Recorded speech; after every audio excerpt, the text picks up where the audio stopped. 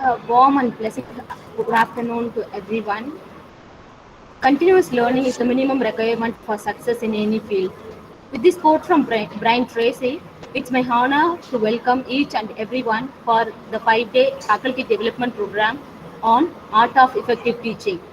Before moving to the session, I would like to give few instructions to the participants. Participants can ask their queries in any during Q&A session only, and the participants are requested to stay till the end of the session to access the feedback link. With no doubt, hospitality is one of the defining qualities of our culture. So I invite Dr. P. Sridevi, Assistant Professor, Department of EFL, to welcome the gathering. It's over to you, ma'am. India. Good afternoon, everyone presented here for the 5-day faculty development program on the art of effective teaching. First of all, I extend my sincere thanks to the organizers for giving me this opportunity to welcome the gathering. On behalf of the Department of English and other foreign languages and my own behalf, I wholeheartedly welcome the research person of today's session, Dr. S. Vijay Kumar, Assistant Professor, B.S. Abdul Rahman Krishnan Institute of Science and Technology, Chennai, who is going to enlighten us with his talk on best practices for online instructions. On behalf of the Department of EFL SRM it's my great pleasure to welcome all my friends from my own department as well as friends from various other institutions for the day one session of this Friday faculty program. Once again, I welcome each and everyone gathered here. Thank you for the opportunity given. Thank you. Thank you, Sridevi ma'am, for your kind words of welcome. Now, I would like to invite Ms. Agalya V.T. Raj, Assistant Professor, Department of EFL, to introduce the guest speaker of day one of our IDP. A very warm afternoon to one and all. A leader is one who knows the way, goes the way, and shows the way. John Maxwell. One such great leader is here with us today, and I'm happy to introduce today's guest speaker to the gathering. Dr. S. Vijay Kumar is working as an assistant professor, B.S. Abdur Rahman Crescent, Institute of Science and Technology, Chennai. He is a British Council certified trainer for IELTS and he has more than 17 years of experience in higher education. To his credit, he has received so many awards, which include Certificate of Excellence in Reviewing Digital Open Access Journal DOAJ 2020, Springer Best Paper Award at the International Conference on Learning and Teaching 2019, Outstanding Reviewer Award for JALT Call as Scopus Index Journal 2019, Certificate of Excellence in a Certified Peer-Reviewed Journal course by Elsevier. Dr. Vijay Kumar has completed a collaborative book project on computer-assisted language teaching with the Department of Digital Humanities, University of Iowa, United States. Apart from his service to the learners community, he also serves the scholars with a great record of publication. He has published 6 research articles in Scopus Index journals, 15 research articles in international peer-reviewed journals, and 8 conference publications. In addition to that, he has authored 4 international books and contributed 7 chapters for other books. Apart from this publication, Dr. Vijay Kumar has chaired the session at 10 international conferences, presented 31 papers in various national and international conferences, and he has conducted 9 workshops. We are so grateful for his presence among us today, and I'm sure that we will be enriched by his lecture. Now, I request our resource person to take over the session. So, please.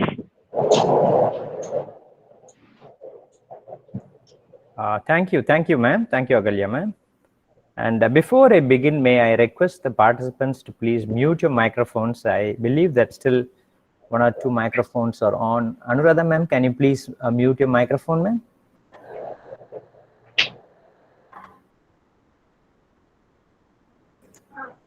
Okay.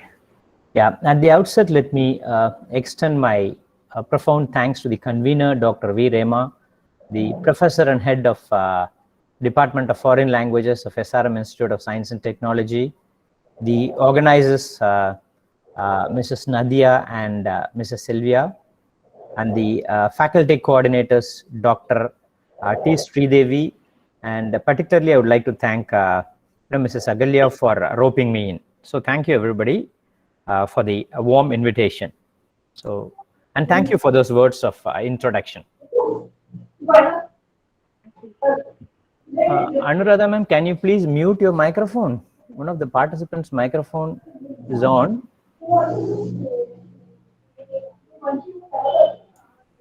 Okay, I kindly request Anuradha Venugopal ma'am to mute. Okay, thank you ma'am. Thank you. She has muted. Okay. So before I begin my presentation, I would like to tell you the structure of my talk, wherein I'm just going to answer only 4 primary questions. I'm just going to raise 4 questions and I'm going to answer those questions during the course of my talk and actually take you on a journey of some of the best practices that are followed globally and how we can embrace those best practices and how we can leverage technology optimally in order to enhance our teaching and lead to maximum learner output. So my structure of my talk is going to be on 4 parameters, or I would say 4 important aspects which I consider as the 4 pillars of technology leveraged or technology oriented instruction. The first, before I begin my speech, I would like to set the context of what is the need for technology integration. What is the recommendation given by the National Educational Policy 2020 for the integration of technology? So that is the first aspect. What are some of the practical, viable recommendations that the UGC puts forth for educators like us to embrace? Because we all know the landscape of teaching has prodigiously changed. The landscape is different a couple of years ago and now the landscape is entirely different.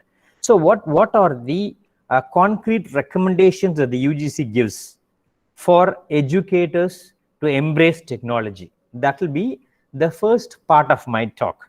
So I'll keep the first part of my talk very minimal because those are some of the important policies, so some very important recommendations for us to follow. So that is the first part of my talk. In the second part of my talk, let me actually focus on the principles which drive. There are certain principles which actually drive this online instruction. So what are those principles? And thirdly, I would like to take you on global scenario, the global landscape. What are the best landscapes, best practices, the best pedagogies, the best epistemologies which are actually adapted by the top-notch institutions in order to leverage or lead to maximum learning output. So I would like to show you some global practices and probably help you reflect and maybe interact with you. And there are some places where you may dismantle the ideologies which are already given. Sometimes you may deconstruct, sometimes you would like to add on something what has already been articulated in the document. Of course, you can also come out with your own recommendations. In the final part of my talk, I'll show you a sample online course that I have created and also show you for every educator here some learning management systems wherein you can actually interact with your students. So this is going to be the structure of my talk, wherein I'm going to raise only 4 questions. As I said, the first question is on national education policy, that is a need for technology integration, and the second part is some of the principles that drive your pedagogy, and thirdly, what are some of the best practices that are embraced by educators in the global landscape, and ultimately I would show you how you can design your own course.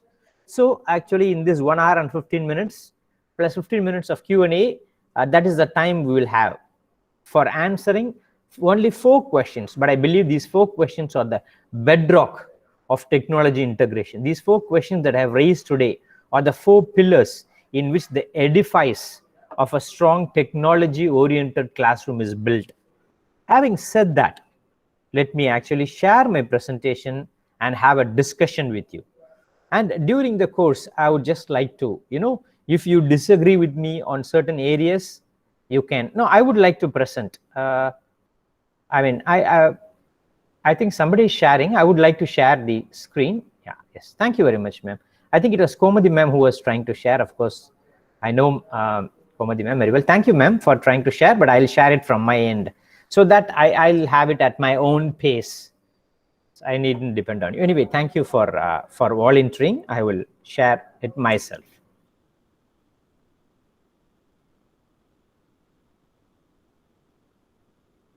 So let me present my screen and take on the presentation from there.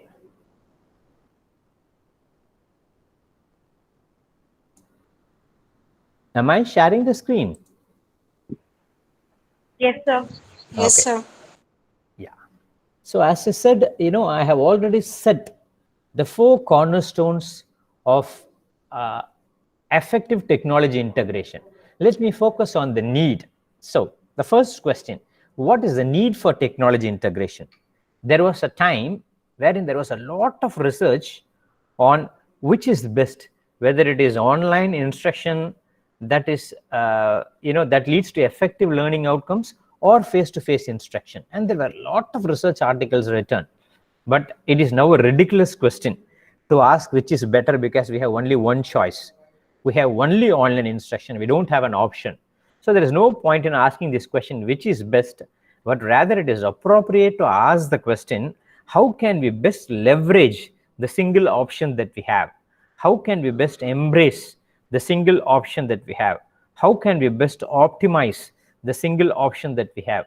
How can we actually design courses and foster effective learning with the only option that we have? And that brings us to answer or to reflect on the first question, what is the need for educators to integrate technology to bring in effective practices? So let me answer the first question. Now, I'm sure that a lot of educators here might have read or attended some webinars or some series of lectures on National Education Program. It is a kind of a holistic document on addressing the various aspects of technology. In that document, there are 2 chapters, chapter 24 and chapter 25, which are exclusively dedicated to technology integration. Whereas the National Education Policy comes out with clause 24.1, 24.2, 24.3 to clause 24.10, the importance of technology integration. And then starting from clause 25.1 to clause 25.12 on the recommendations.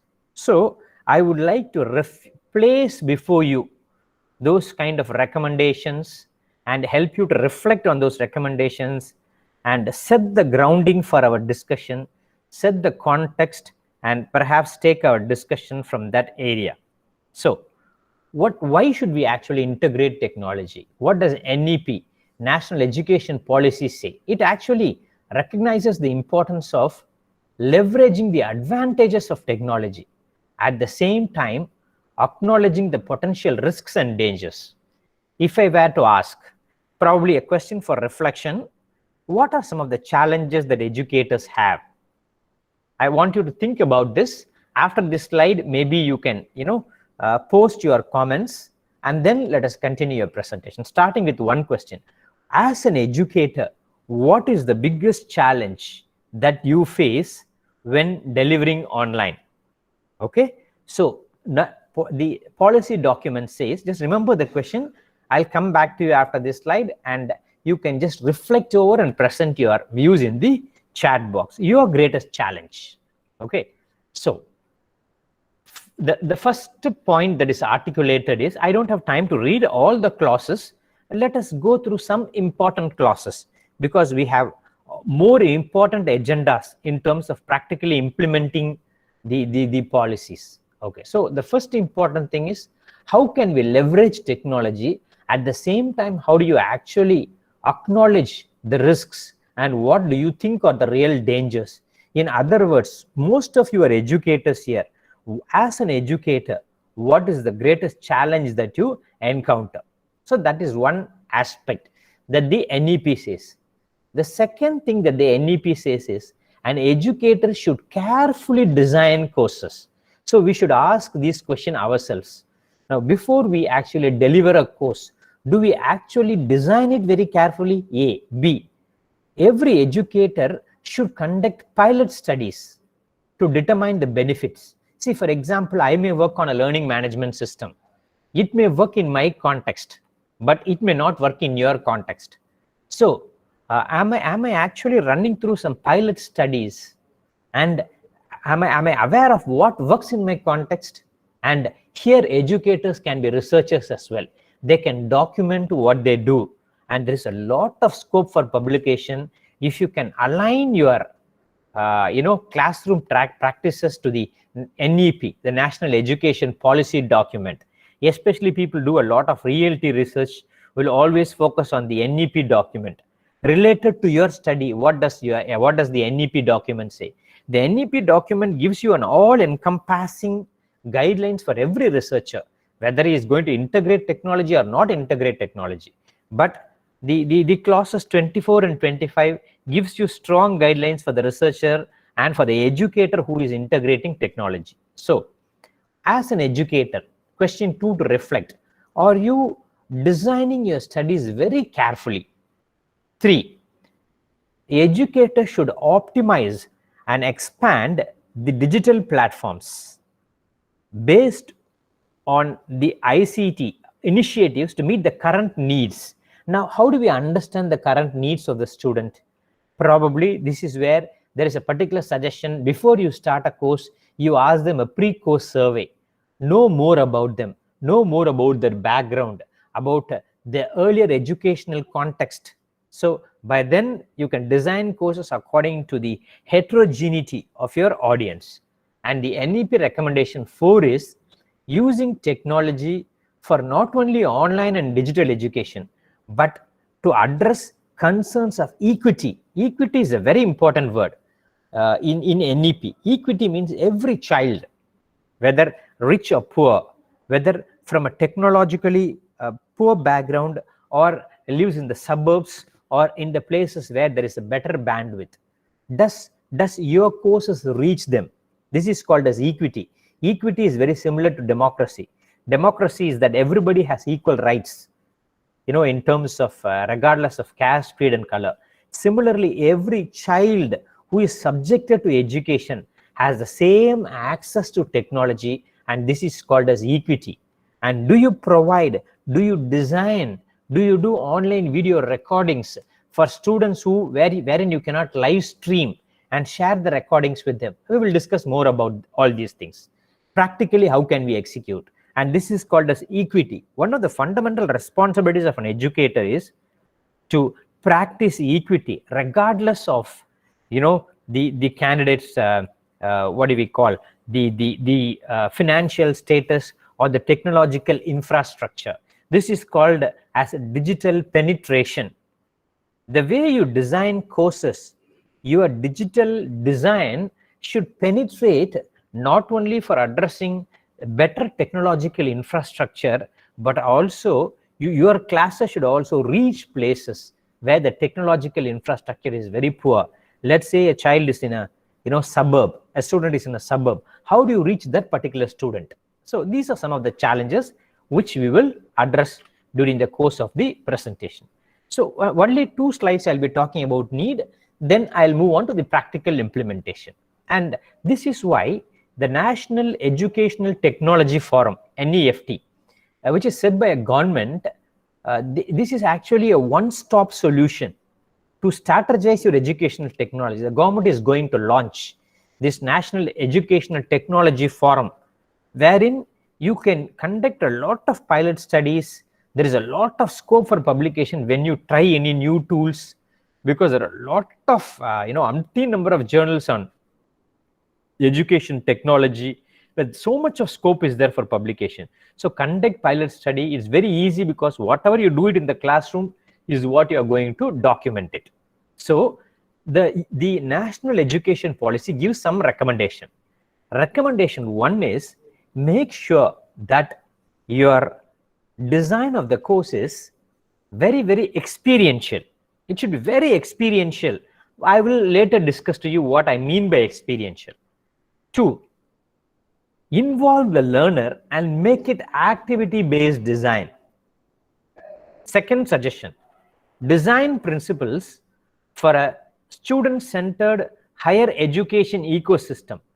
Does your learning cater to the requirement of the student-centered educational system?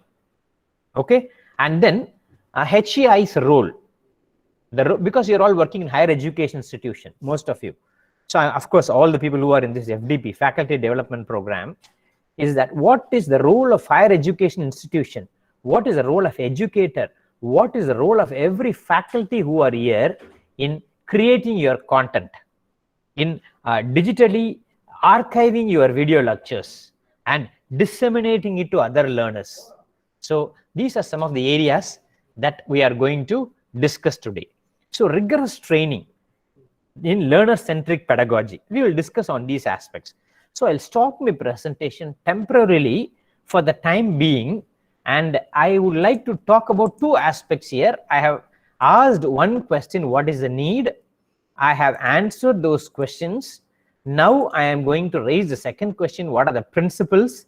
But before I raise my second question, I want you to focus on the first question on need. And at this juncture, temporarily, I will just stop my presentation and just go on to a discussion. You can just post it in the chat box, especially researchers, educators who are really interested in what are the recommendations which are articulated by the National Education Policy. Please take a look at the clauses, chapters 24 and 25, clause 24.1 to clause 24.12, and clause chapter 25, clause 25.1 to 25.12.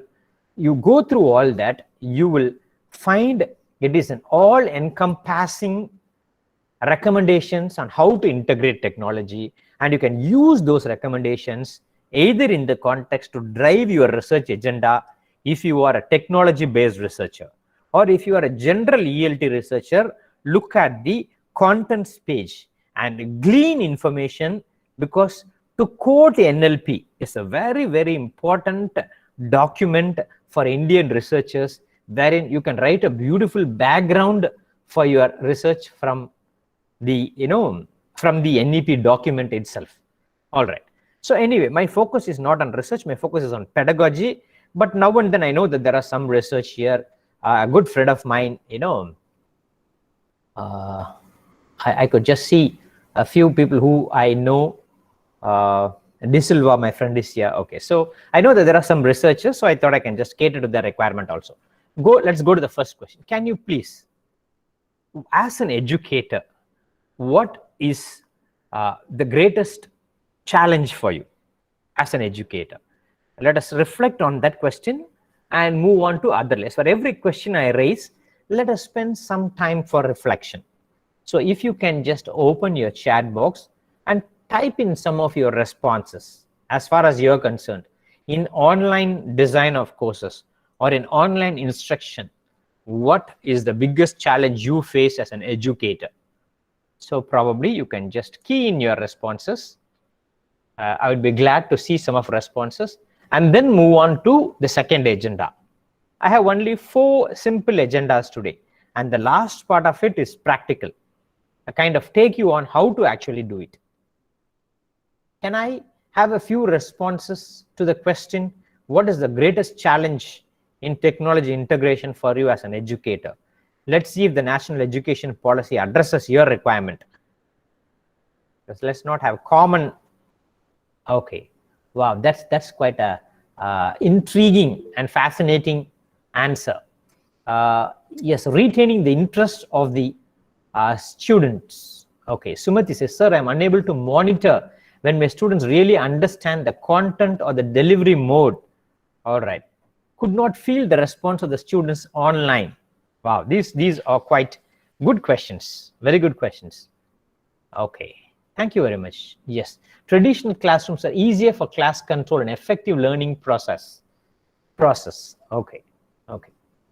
Thank you very much for those very calibrated and specific responses. Assessments. Wow, this is definitely a great challenge. But let me show you, probably by the end of the talk today, how you can actually give some personalized individual feedback. Students are technically challenged. Of course, I do agree. Absolutely right terminology to use. What actually interests students in our content is definitely a challenge. Don't know whether students are attending seriously. Okay. These are some of the concerns. Yeah. Ensure that they are interestingly paying attention. Well, definitely a great challenge. Okay. Thank you for those, brilliant responses. The responses were truly overwhelming. And I'm sure that every educator faces these challenges. By the end of the talk, let's reflect to what extent these challenges can be overcome. I think these challenges can be overcome in 3 ways. What is your modality of instruction?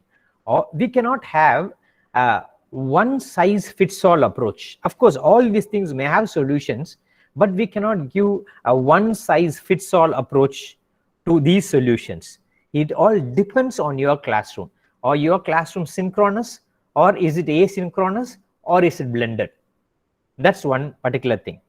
And second thing is, how are you driving your instruction? Are you driving your instruction to a learning management system? Okay. So I would like to remember all these particular questions during the course of the presentation, and I would like to address them. Yes. Thank you, Dr. Naresh. Yes. So there is no one size fits all. And I'm glad that Dr. Naresh agrees with me. Okay. Thank you. So let me once again move on to the second question I raised. So I have set the context and set the ground. Yes. Okay. Abdullah Kodus has replied that there is also a gap between the teacher and student. Teachers cannot control the class, of course. How can teacher monitor the class? Okay. This is also one of the challenges. Probably in this regard, we can discuss about the learning management systems. Now, in the second part of my talk, after my talk, I'll raise the questions on what is your mode of delivery. Do you use a learning management system like an Edmodo or Google Meet, or do you use only Google actually Meets, or this kind of Zoom to deliver instruction? Are you using any kind of advanced solutions like the Moodle or the Canvas? What are you actually doing? So we will discuss about that, and then I will come to that part of the discussion a little later. Based on your usage, then let us take this presentation further, because actually, presentations also could be based on your requirements, and it can be very, very, interactive. It's not that I come and just give you something, but it's a great opportunity for me to actually learn through a plethora of ideas that you, pop around. So I'm glad that you have popped so much of, effective ideas and challenges, I should say. Now let me go to the second part of my talk. Yeah. Yes. So that brings me to the second part of my talk. So we have addressed the need, one is over. Okay. What are the principles? Some of the principles that drive your instruction. I remember all the queries that you raised, but let us remember some principles. What is your mode? Okay, there are 3 modes. All the educators here follow any one of these modes. Okay, one is called the asynchronous mode, which means learning the same thing at different times. For example, you may record a lecture. Okay, you may have a studio at your institute, or you may do a simple, recording in your mobile. Do a recording of your content, share your recording and PPT in a common platform at the same time to everybody using a learning management system. Some students who are not able to attend in rural areas, you will be sharing it through WhatsApp, your recording. Probably if they miss your class later, whenever their mobile, after they download, whenever their connectivity is better, they will view your lecture, or you will directly, record your lecture through Google Meet and send your lecture to everybody besides your live teaching. So this is called as kind of learning the same thing at different times. You can't expect all your students to learn at the same time, right? There definitely will be technology interruption. There may be technological glitches. There may be technological challenges in terms of bandwidth.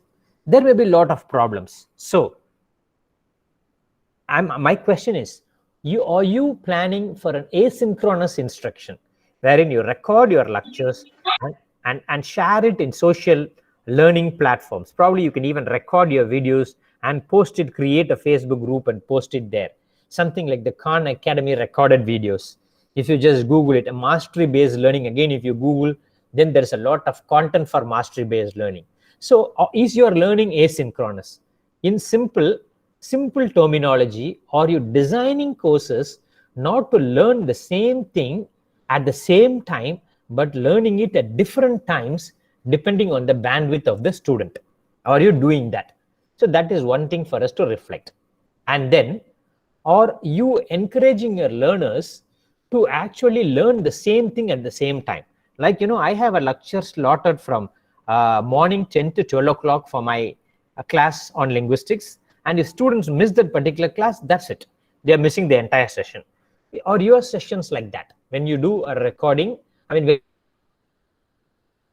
you actually make your students miss? Once they miss it, they can't catch up with you. Or, is it synchronous, learning the same thing at the same time? Or whether you go in for live discussions or live debates or Twitter live chat. Again, there are certain things like the TED Talks, because TED Talks also can be synchronized. Suppose you post a talk to them, and based on the talk, you give them a time, view the talk, and then you have a discussion with the talk, which happens in advanced communication courses. So then look at this, a third option, which is a very, very exciting option, where there is so much of research on this, which we call it as a blend of both asynchronous. I do lecture from 10 to 11, for example. If my class is on prosody, I address prosody from 10 to 11. Out of my 20 students, 4 students don't attend. However, I have the session recorded. I send the recordings. I send the PPT for them. Along with that, some persons do not have internet connectivity. They do not have a laptop. So I share that worksheets, whatever they are going to do, in WhatsApp. So to a certain extent, I can engage my learner. But to answer your earlier questions, can you engage your learner at the same time? I think this is the biggest mistake we make as an educator. 50 students in a 50 class, whether it is online or offline, if you expect all your students to be deeply engaged, if you expect your student to be on the same page as you are, to be in sync with your content, I think that's absolutely impossible, regardless of whether it is online or offline.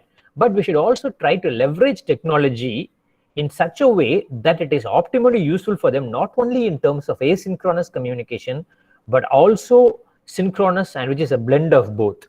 So are you doing that? Some things to reflect. Now, there is a particular research by Bell Pelz. He's a professor of psychology, and he was awarded award for excellence in online teaching in 2020. He actually came out with 3 principles for each one of us to reflect our online content.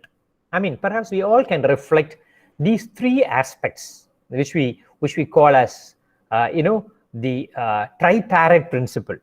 The principle 1 is, let the students do most of the work. Okay, if for instance, if you are designing a course in communication and showing them TED Talks,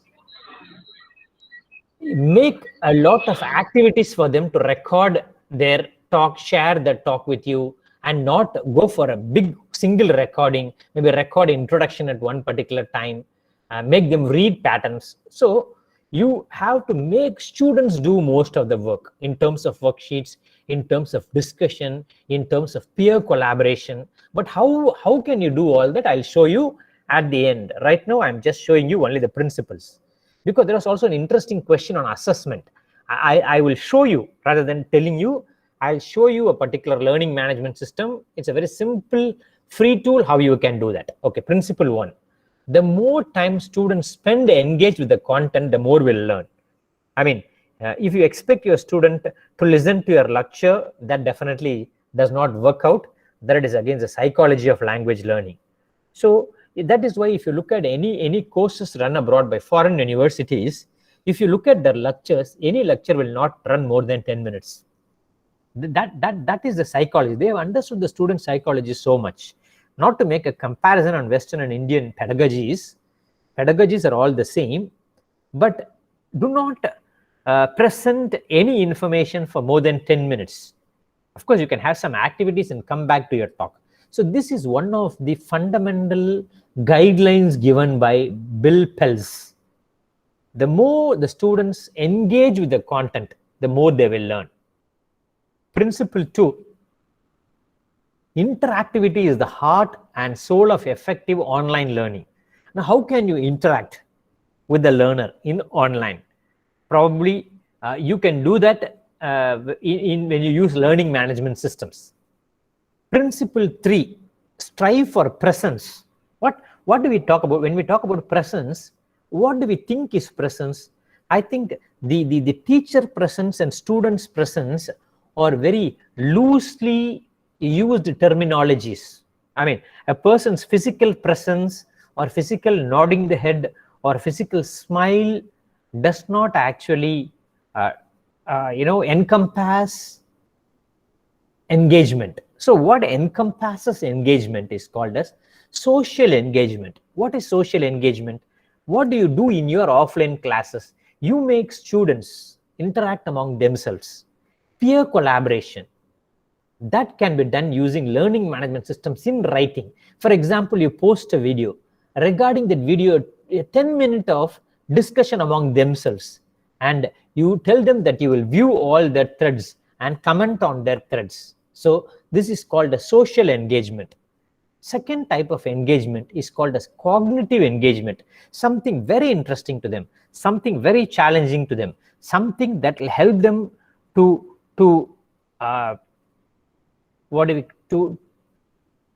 apply in their practical life, especially something that really helps them to refine their skills, cognitive skills. And 3, of course, a teacher's presence as a kind of a guide, as a kind of a mentor to mentor the learning process. So these are the 3 principles which are actually articulated by Bill Pelz. Okay, and he raises 3 core questions. And actually, I would like to raise these 3 core questions to you as well. And after the second segment, we will discuss some questions from this. Okay. Before every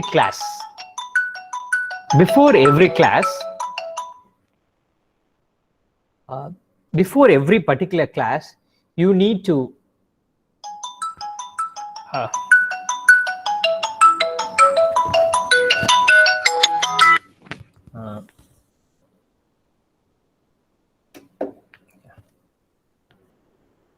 so before every class, you need to ask yourself these core questions. One is the content. What are the core concepts and ideas that you want your students to learn in a particular class? That is, do you have clear learning objectives? So write them. What are the concepts that you would like to deliver? 2, second question you are going to ask is, what is the pedagogy you are going to use? Okay, we discussed, are you going to deliver it synchronously, asynchronously, or blended? I think pedagogy is a very broad terminology. Some may even challenge, because in higher education you don't call it as a pedagogy, but you call it as andragogy. People may ask, but commonly we use pedagogy for even in the kind of research context. So since it's used in K-12 education, I have not consciously used the word andragogy. So it's pedagogy. What are the principles that you use to deliver? And as one of the participants asked this question, how can we assess their understanding of material most effectively?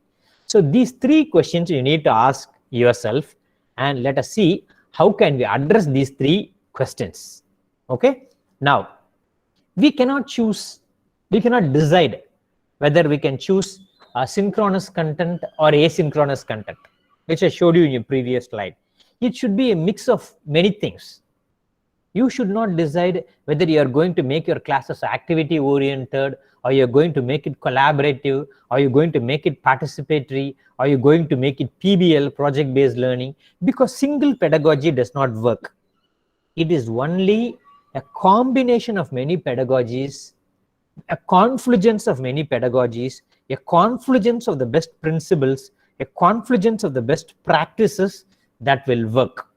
That is principle A. Are you choosing the right mix of your video recording, your live lecturing, your LMS, presenting your tasks to the students, and things like that?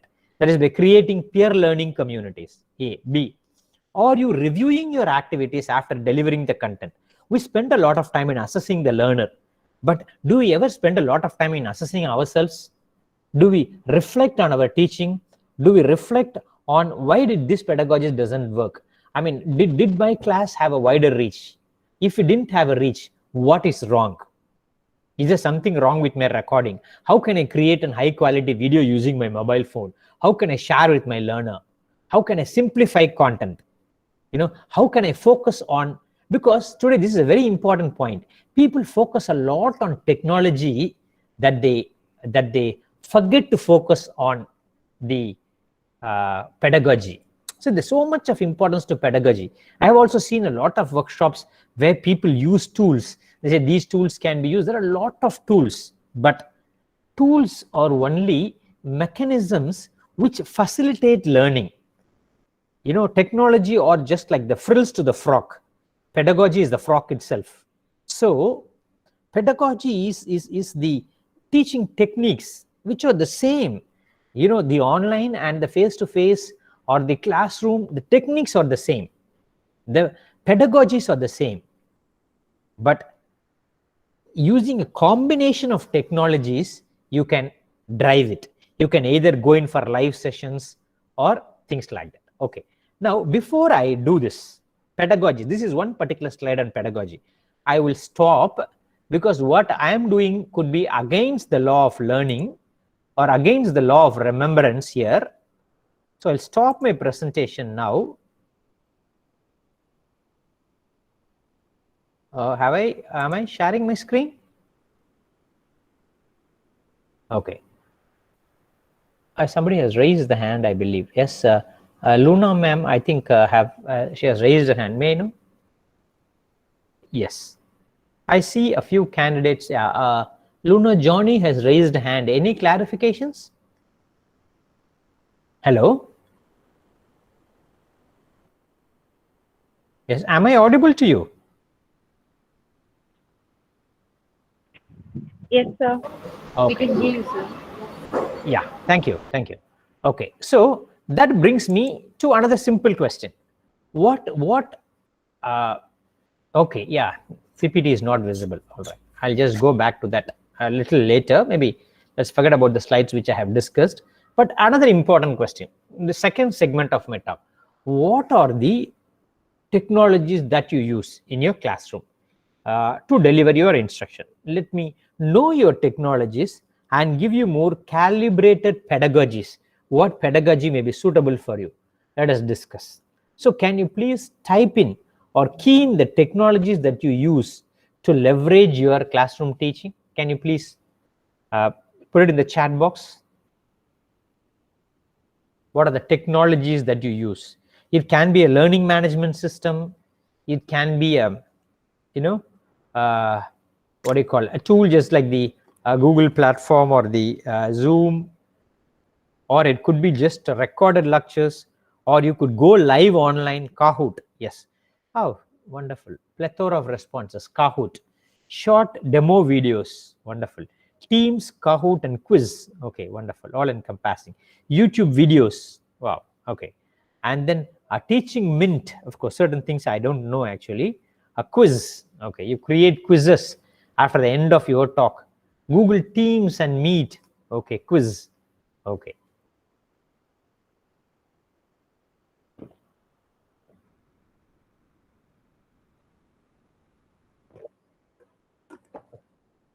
Okay, how many of you here use learning management systems like a Google Classroom for content creation, or Zoom, sorry, not Zoom, sorry, Edmodo, learning management system called the Edmodo? How many of you? It's a very simple tool. You can design content. We can do all these things that you are referring to in learning management systems. It's a simple tool wherein you can present, yes, wherein you can present the objectives of the class, where you can post quizzes, whatever it is, you can do all that. You can create your quizzes, you can upload your video lectures, you can post in your recorded lectures, and you can stream live from your YouTube. You do a combination of many things. Okay, yet puzzle using your own LMS. Okay, what do you mean by using your own LMS? Is it an LMS provided by your organization? Okay, Xmind to create critical writing. All right, I mean, plethora of responses. Thank you. They are quite just pummeled with a lot of information. So, but anyway, the point is to know what kind of tools you are using, which takes me to the third part of my presentation. Now let us discuss with the third part. All these tools, regardless of the tools that you use, I'm just going to answer the third question. Okay. Now, these are some of the pedagogies.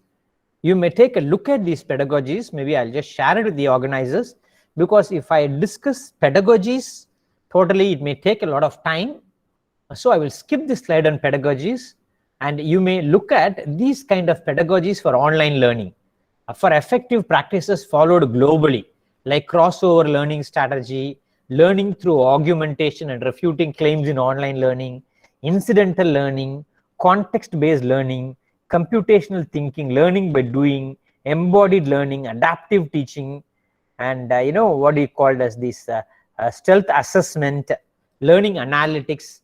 So I will, by the end of my talk, I'll give you a short demo on how you can achieve these things. So let me go to the third part of my talk today. Okay, third talk. This is the essence of my talk, or what I call it as the fulcrum or the yolk of my talk, is what are the best practices, because that is how this FDP's session is named as best practices. So I have raised my third question. What are the best practices? Okay, some of the best practices are, wherever you are delivering your instruction, have clear expectations for the course. By the end of the course, this is what I want my students to achieve. Second question, by the end of the class, for every class, have a clear expectation. Have a clear expectation for the full course, have a clear expectation for each particular module. Okay, and then talk about your presence, instructor presence. Okay, and then I will touch upon real world applications. Again, you can take a look at this slide, and I'll move on to some calibrated segments. Okay, and this is best practices roles. I'm going to ask you two questions. Okay, what do you think is the role of a teacher? You're all educator.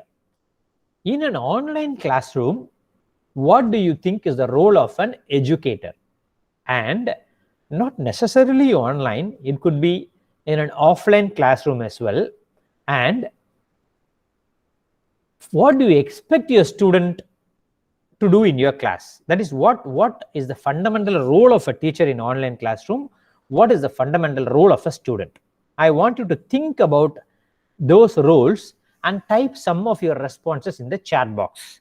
For example, I have given a set of rules here, okay, based on the best practices from the research-based documents. The role of a teacher here is to design the course meticulously. When you talk about designing, you should have a lesson plan, you should have a learning objective, you should have a learning outcome, you should have a content, you should have an assessment procedure, you should know what are the kind of questions that you're going to ask the students.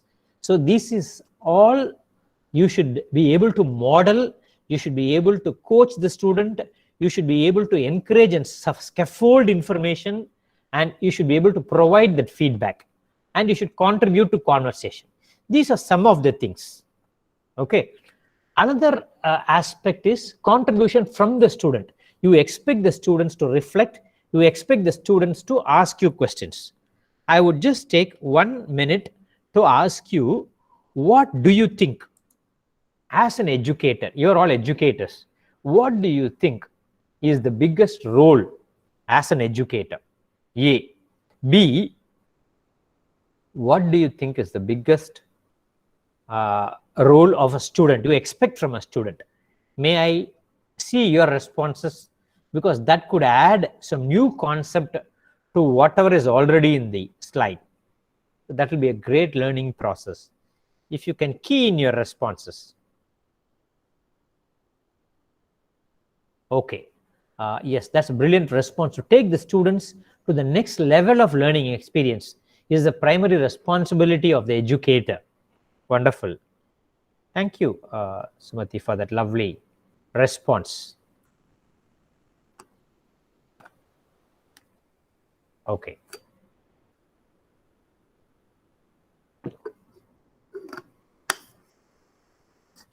All right. So let's move on to the practical part of our discussion. Okay. Suganti says to facilitate them, to make them think, question, and reflect. Wonderful. I think this particular answer encompasses the ethos of education, whether it is offline or online. Okay, moving on with my presentation, moving on. So these are some of the roles of a teacher and a student. Okay, so how does an instructor establish his presence?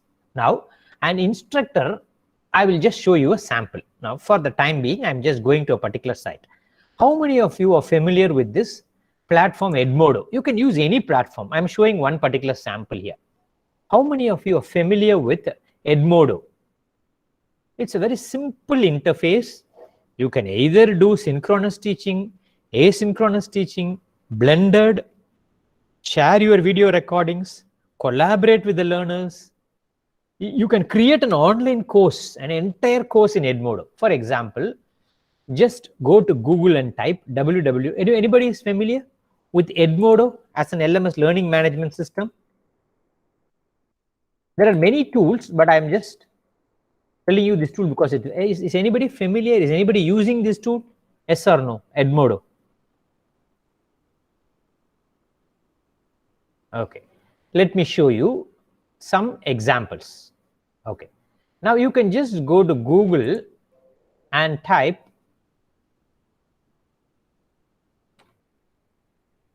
just a minute, Edmodo, and it will ask you to just log into your Edmodo.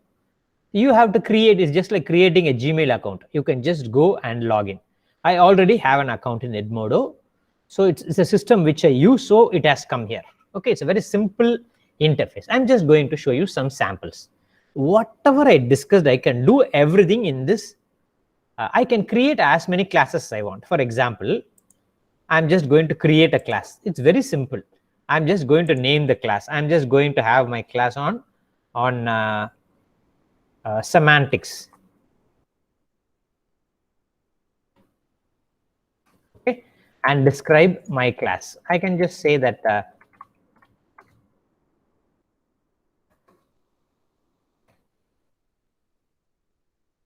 in no time you can create an online course, whatever it is. You select a grade. It's all just a formality. So you are going to do for higher education. Go to higher education. Select subject. Are you dealing with education, vocational, professional development, language, or whatever? Select your, have a color for your class. You can have any color. It looks a beautiful interface. Create your class. In no time, your class will be ready. So you create a class. Now, after creating a class, you share that link with the students. Now, I have some pre-classes here. I'll show you those classes. And let me show you how I am doing my assessments, everything here. Okay, I have a classes here. Many classes have created many classrooms, called biotechnology, confidence building, written communication, oral communication, linguistics, So these are some of my classes. MSc Communication Skills. For example, I just go to MSc Communication Skills. Now I can present my course objective, okay, but I can post whatever I want to. I can post my video lecture. After the end of my course, I have given some questionnaire to the student to give me feedback on how my course was and how I should improve. The students have given their comment and uploaded. The student can upload their own videos. For example, if the student dislike, they can say dislike. They can write comments. See, the students have given me feedback for their session, and then you can do everything. If I want to create a task, give them a clear objective, I can type all that, and students have just given them, they can, if they don't upload a video, for example, a student gives a presentation, the students can just upload their link alone. They need not upload their video. So their video recording will automatically be shared in my drive. You require very low bandwidth for this. You can do everything. I'll show you after my talk in the last 10 minutes, how do you actually design a full-fledged course in Edmodo if you have time for that. So anyway, my purpose is on pedagogy. I'll touch upon it. But there was also one interesting response on how to give learner feedback. I will show by the end of the talk how to give beautiful learner feedback using this Edmodo platform. Okay, so what are the things you can do? You can, using this learning management systems, you can make your teaching either synchronous or asynchronous. It is as simple as creating your Gmail account. Edmodo is as simple as creating a Gmail account. Okay, we can do a lot for homework. For example, you can record your lectures and post the link of the lectures for students who have missed it. And there is also a mobile app. The students does not have an computer. While traveling, they can open the Edmodo app and look at all the assignments you have posted. Look at the learner feedback. The learners can collaborate among themselves like Facebook. Whether they like the comment or dislike the comment, they can comment on others' writing. So this is a very simple platform. You can do that. So instructor's presence can be achieved by choosing simple interfaces. The reason why I don't talk about Moodle is it's a very complex interface. So instructor presence. Tomorrow I'm going to deliver a lecture on, let us say I'm going to deliver a lecture on an advanced concept on some bamboozlement theory. Students may not know. I will post a small announcement on what the theory is, a link of the video about the particular theory is. Please view this and come to the class tomorrow. Let us have a discussion. Or simple, if I'm going to have a group discussion, I will post some pre-learning materials, some pre-learning videos in Edmodo. I would ask them to comment on the videos and come to the class. So this is how you show the passion for teaching. That is one important aspect called as instructor's presence. And then what else do you do in Edmodo? Sample. You first of all create an account and greet your class with a welcome message. First step. I'm just glad, dear students, please welcome to this Edmodo classroom on spoken skills, on oral communication or whatever. And then every week you can post your announcement. You can encourage the best students. I will show you how you can encourage the best students by giving them awards, what we call the virtual awards. I will show you rather than talking to you by the end of the presentation. And then you can give them deadline reminders. For example, a student has not done that. What is your role? Your role is not only to teach, but go to Edmodo and give a reminder of all the students. Your time is, you have only 2 days to complete the assignment. Give some deadline and give some reflections about their progress. You can give, for example, you can make it very personalized. For example, some comments that you post in the group may be intimidating for everybody to view it. So you can personally send the feedback to that particular student. So you can do this. You can advertise or promote your videos. For example, you have your own YouTube channel. And if you have Edmodo, if you have a big Edmodo page and you have some 10 classes in that, you say about 400 people who are in your Edmodo. At single shot, you advertise your, content. Okay. and you can respond to students' questions. If students have any clarifications, in the thread they can post their questions. You can see all the questions are when you are traveling, just like on WhatsApp, you can respond to their questions in Edmodo. So you can do all these things which we discussed earlier, what we call as instructor's presence, as I was talking to you. So you can just greet the class and do all these things. And then you can also draw a schedule. This is what I do. For example, I have a particular course. I have a schedule for every module. Let us say I'm just going to deliver a module on presentation skills. So my class 1 and 2 will be to watch some YouTube videos and read some lecture notes of mine. And then related to that, I will be just giving up some exercises from my lecture. I usually say, for example, if I have 60 hours for a course, all the 60 hours I don't go online, nor do the management force me that you should come online. So I give them some pre-tasks for them to do, but I monitor what they do. And then I ask the students, I share a link and I told them, okay, you have attended some exercises, join for an online session. So they will join for an online session or watch and read lectures, my classes 3 and 4. And then complete and submit exercises from my lectures. I give them some exercises, which can be a form of assignment. Record your own video. Only record the introductory part of your video and send it to me. Okay. And then again, I call them for a feedback session. And I send them some reading books related to the lecture. And I ask them to read that particular chapter and ask them some questions. And I make them to complete those exercises. No, I'm not saying that this is the best model. Likewise, you can draw your own schedule depending on the course. We do that, right? When you document your research, you have to say in one of your chapters, how did you schedule? What was your class 1? What is your class 2? The same kind of meticulous detailing and meticulous attention should be actually paid to classroom teaching as well. So in classroom teaching, you can actually use these graphic organizers to draw schedules. There are a lot of free graphic organizers. Draw a schedule, stick to the schedule, and drive the entire instruction using your Edmodo platform. So this is how you draw your graphic organizers. And then ultimately the bottom line is to have real world applications. What is real world application? Actually motivating students to connect with the real world, showing students how they can apply what they are learning. For example, you are handling a course on communication skills, presentation skills. You make all the students to record their presentation and you kind of stream all the best video recordings. You post the recordings in Edmodo. If it is in YouTube, the student may feel bad. But if it is within their class in Edmodo, you post the link, students can view the recording and they can comment on it. And this is the best way to learn, where students learn. And if the students are interested, you can even upload it in your class YouTube. The students it will be a great encouragement for them. See, if I am just going to give a presentation and if 100 people are going to watch that, it's a great motivation for the student. Let's say the student is going to give a presentation only to please the particular teacher at that particular time.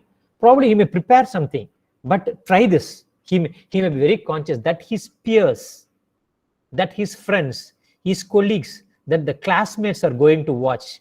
The person will take it more seriously. So this is how you make them apply what they are learning. So whatever you do, have some kind of real world applications. And then what you do is actually you teach for online students. The simple philosophy is break your learning into smaller chunks.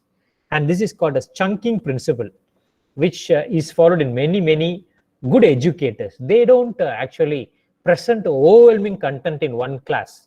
A 60-hour lecture can be divided into 10 minutes of lecture, 10 minutes of exercise, 10 minutes of discussion, 10 minutes of feedback, and 10 minutes of tasks, 60 minutes. Well, definitely, this is how you can make online teaching very, very interesting. And you should also provide technical support for the student. Of course, student at times may provide us technical support in terms of, leveraging technology. That is a different dimension altogether. So, but it is your job to provide them technical information as well. Most importantly, Another best practices is have clear expectations for your students. Okay, clear expectations. Give them a detailed syllabus. So what I do in my learning management system is before I begin the course, I post my entire syllabus. I post my lesson plan. I post the learning outcomes. I post the number of hours that I'm going to handle. I post my schedule. I give an introduction about myself. I ask the students to give an introduction, and then I start the class. And for every assignment, I give due dates, and I remember students to keep up with their due dates and assignments. I'm sure we all can do this. I mean, we can all learn from. I mean, we are all in the learning process. I am in the learning process of online education. We are all in the learning process. Please don't think I'm just bragging about myself. Some of the practices I could be wrong. Some of you may be doing much better than what you are doing. But being an FDP, I am just articulating some of the best practices, not necessarily the practices that I am doing, but practices that are adapted by practitioners, by educators worldwide. Okay, so we discussed about all this, and provide prompt feedback for the students, which is very important. For example, 60 students do when you travel, it's very easy for you to just give a comment like, where some students are lacking in something, tell them where they are lacking. It's very easy. But let us say a student gives a presentation and you never give feedback at all, the person will be actually quite demotivated. So give prompt feedback for the student. So this is one sample feedback plan that I have. Maybe you can take a look at it. We may not have a time to go through it, but this is not an all-encompassing feedback plan. You can have your own feedback plan.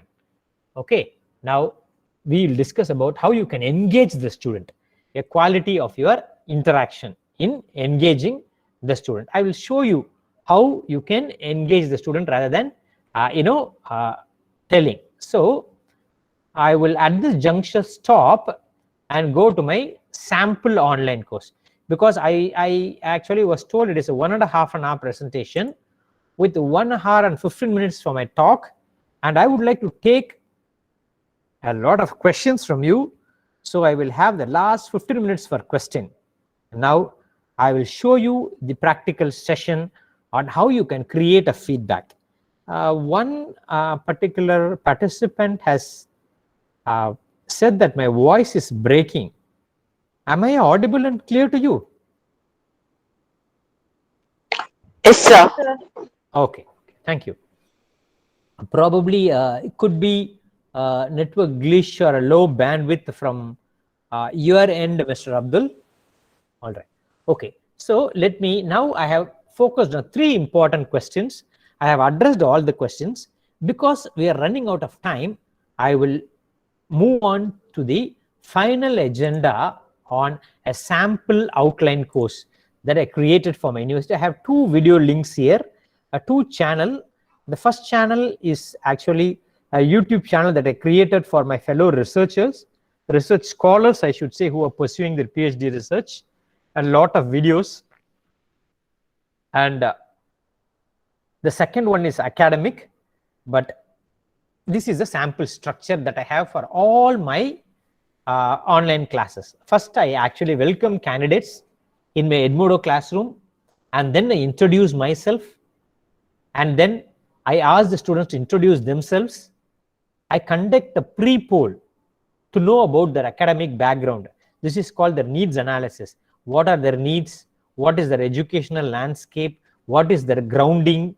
Where are they from? So all those things.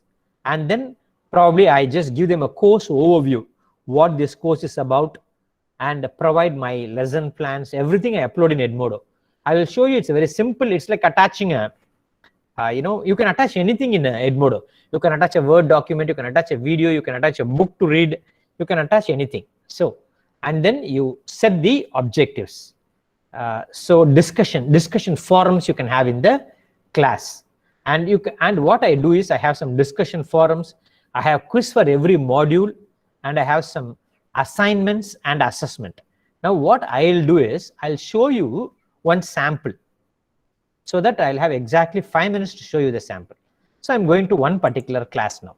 Okay, to one particular class. Okay, now there are many students in my class. Am I sharing the screen? Yes, sir. Okay, there are many students in the class. Okay, I'm just going to one particular student. I can message that particular student. I can tell them in a personalized feedback or whatever, or I can just go here and see the members of my class. Okay, for example, at the same time, I can see all my students here who are my students. For example, I want to know what this student is doing. I have completed 10 classes. I want to particularly know if this particular student has completed. I want to assess this candidate. Okay, so I just go to that particular candidate and click. Okay, so I have given 3 badges to this student. You can provide badges. It's very simple. For their activity, you can give them a gold medal. I have stated that you are a star performer, stellar work. Your performance is brilliant, and I have awarded her. For example, the student is not, completing the remaining assessment. I can revoke the award. And not only do I give them badges, I can see what is the progress of that particular candidate. What is the progress? What is the progress? For example, what is the activity that the student has done? She has posted my questionnaire that they have given. Okay, she has done some case studies, and whatever exercises are given, she has completed that. She has in the beginning of my classes, I told her to upload a resume to know something about her, which she has done. She has completed all the assignment components. So she has done almost all the activities that I have given her.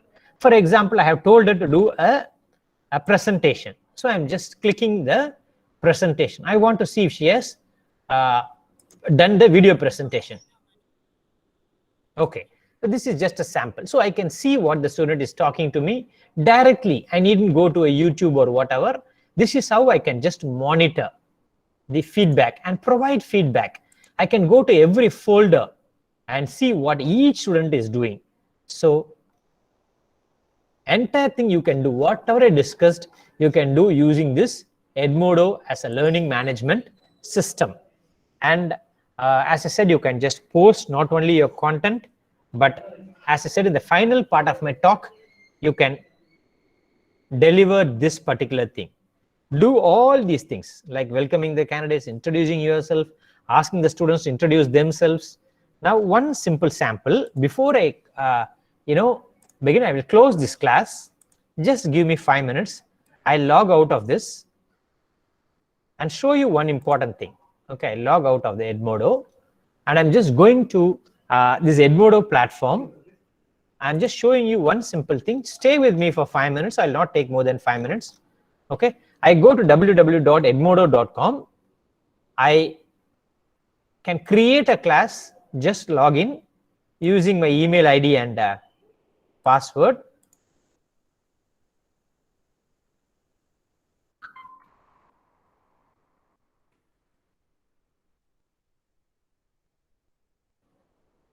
Then you are new to this space, you will get this kind of blank page. Go here, create a class.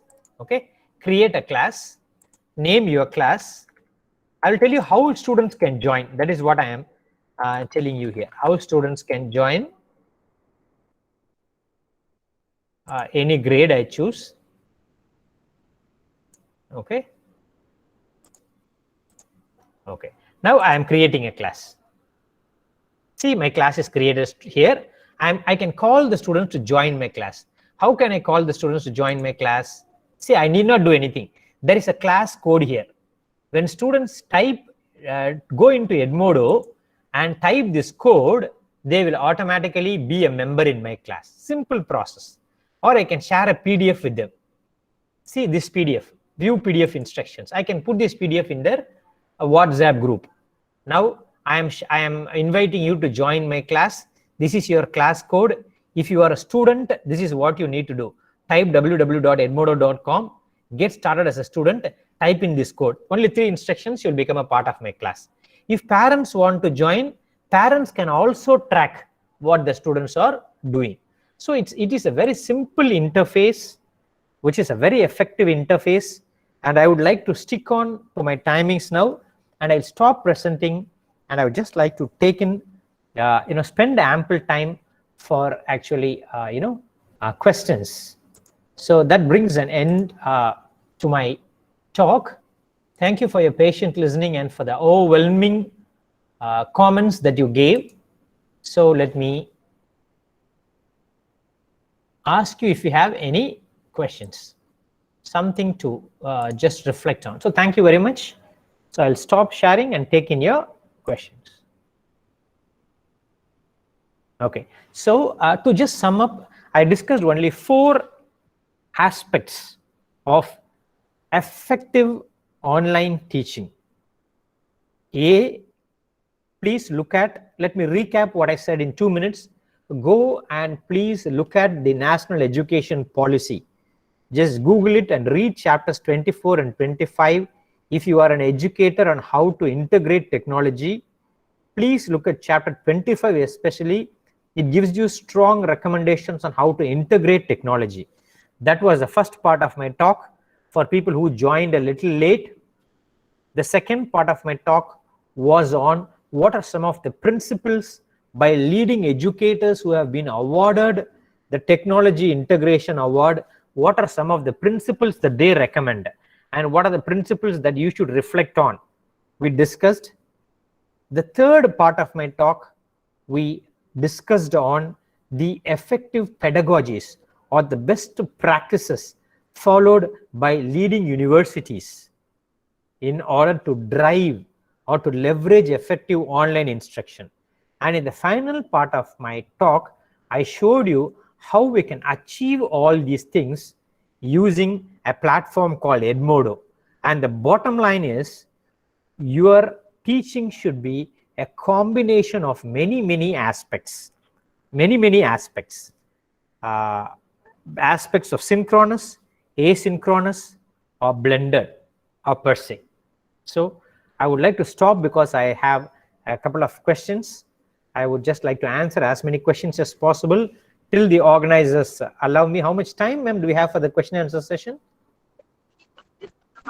So 15 minutes. So 15 minutes. Okay. So I'll exactly spend 15 minutes depending on the kind of questions that you have.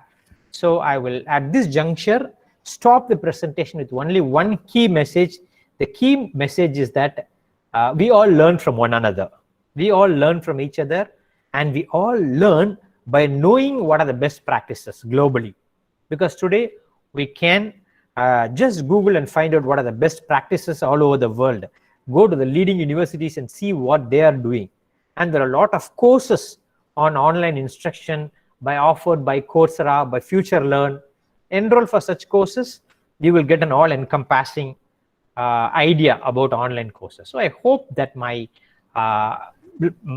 views, whatever little views I had about this, has helped you to kind of mull over, reflect over, or rethink, or re-strategize, or reimagine your pedagogies, because it has helped me, especially having discussions with you and looking at your feedback. I think the challenge is the same for all educators. So I stop with this juncture, and I once again thank the organizers for the splendid opportunity. This wonderful platform wherein we had the opportunity to interact and discuss about one of the greatest challenges that educators are facing. Thank you very much, and let me now take the questions. I think first question has already been posted by Sashi Srivastava. Can we continue our Google Classroom? Okay, let me look at the second question. The second question also is pertaining to the first question. So what is the advantage of Edmodo over Google Classroom? Okay, that's a pretty interesting question. What is the advantage of Edmodo over Google Classroom? I think in terms of interface,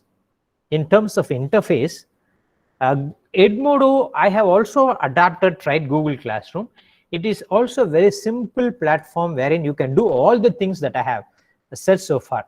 You can post links, you can post assignments, you can post quizzes, you can post your lesson plans. But when it comes to interaction, peer collaboration, monitoring students, awarding batches, complimenting the student, personalized feedback. For example, a student forgets a password, you yourself can reset the password in Edmodo. So in terms of simplicity, I think Edmodo is a simple interface, although Google also is very effective, but it all depends on the user. But I would personally prefer Edmodo over Google because it helps me to individually track the students. Thank you. Are there any other questions? Hello, sir.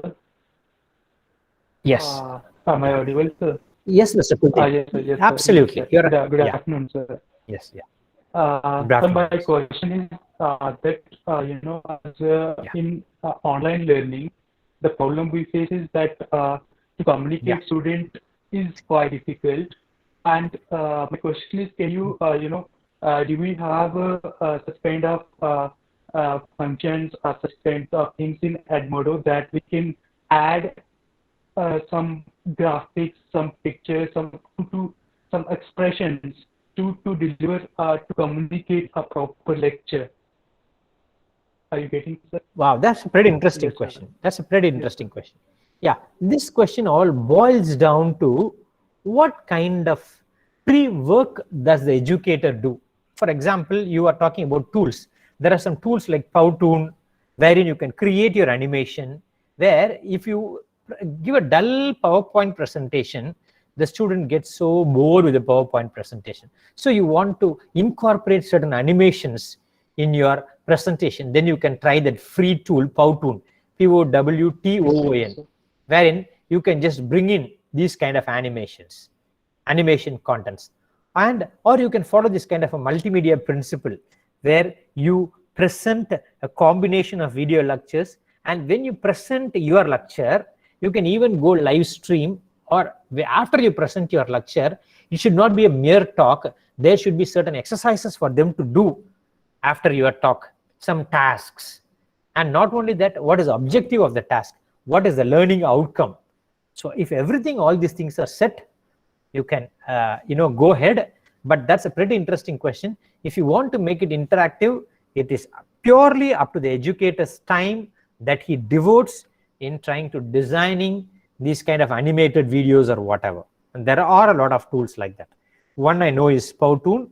There are some paid tools like that where yearly they charge, say, about 1,600. I really don't clearly get the name of the tool, but if you just Google online tools for animation, you have a lot of tools. So, but I have tried Powtoon. It is really good. Thank you very much for that question, Kuldeep, Mr. Kuldeep. So can you tell that? What did you say? Yeah, it's actually Powtoon, Powtoon. Powtoon,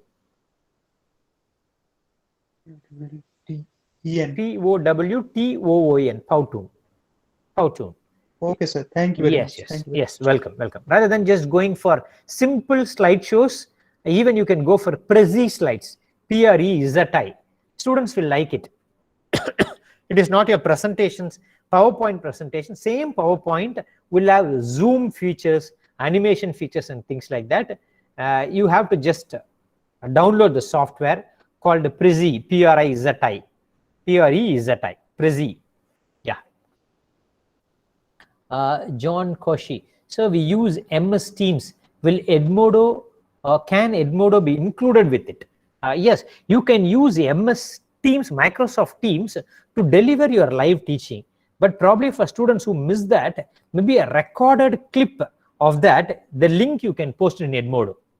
Of course, whatever you do in, you use what do you call Microsoft Teams, Edmodo, or Google platforms only for delivering lectures, but you can't do exercises. So you can, of course, record your videos and post it in, integrate whatever you are doing in an LMS into Edmodo using links. You can provide the link of your entire talk recording if you have recorded it. Of course, you can do that. Yeah. I think there, yes. I think there are some questions. What are the other challenges related to online learning to be wary of? Yes, of course, it is for the educators to think about challenges, because what is a challenge for me may not be a challenge for you. But I would definitely say that some of the challenges which we have articulated in terms of, I see the biggest challenge today is the learner engagement. The learner engage. How do you deeply engage the learner? I think if you address that one particular aspect of learner engagement, you address all the remaining areas, like the feedback, providing assessment, providing individual feedback, granting them badges, complimenting them, giving them a voice message that your presentation was splendid, just doing a recording about their presentation and posting it in your Edmodo, not necessarily good or like, but just do a voice recording and send it, just as you do a voice recording in WhatsApp. So we can do that. So challenges, to answer her question, Prithu's question is challenges in terms of learner engagement. Okay, thank you very much for thanking me. Okay, how can I ensure quality of participation? You can ensure quality of participation when you have a clear plan, when you break your content into 10 minutes, when you have lectures accompanied by what they can do more, and spend less of your talking time, have some interesting quizzes, have some more activity based recordings for them to record and share with others, to have group discussions even in Edmodo, wherein people can share. So that's very important. How can I ensure quality of participation? Yes, you can ensure quality of participation only if students know that whatever they do are viewed by their peers. They do a recording, everybody is going to view it. Definitely it will bring a lot of quality. So thus you can ensure quality. Prithu. Yes. Thank you very much. Are there any other questions? I see Luna Johnny has raised her hand. Any? Probably is not necessarily that you should type it. If you have something to articulate, maybe you can articulate. Anybody wants to articulate something? Can maybe not necessarily agree with me. Maybe post your comments. Okay. Okay. If there are no questions, further questions, I leave it to the organizer. Anybody wants to ask me anything? Sir, I think all have clarified their queries, sir. Shall we move on to the formal vote of thanks, sir? Of course, of course. Thank you very much. Thank you. Thank you, sir. Thank you.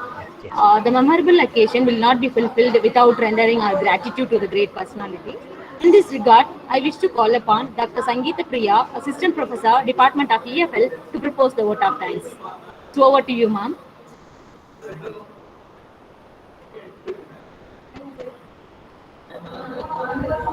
Good evening to one and all present here. Gratitude is an attitude of heart. True to this saying, I take immense pleasure in extending my heartfelt gratitude to one and all present here. I would like to express sincere thanks and gratitude to our chief guest, Dr. S. Vijay Kumar, Assistant Professor, B.S. Abdul Rahman, President, Institute of Science and Technology, Chennai. I thank you, sir, for educating us on the best online practices. The audience are enlightened when you cover the new education policy and the support to digital education. The chapter-wise references is amazing, sir. The interactive session is really useful.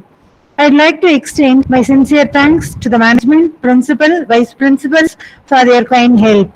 I thank the HOD, the organizers, the coordinators, and most of all, the participants for their valuable presence and contribution. On behalf of EFL department and the entire teaching fraternity, I would like to convey my sincere thanks to all the participants once again. Thank you all. Thank you very much, Sridevi ma'am, for those kind words. Thank you, Agalya, and thanks to all my friends who are here. Thank you, everybody. Thank you. Thank you, sir. Thank you, sir. Thank you, sir. Thank you, sir. Thank you. Thank you very much. Thank you, sir. Thanks a lot. Thank you.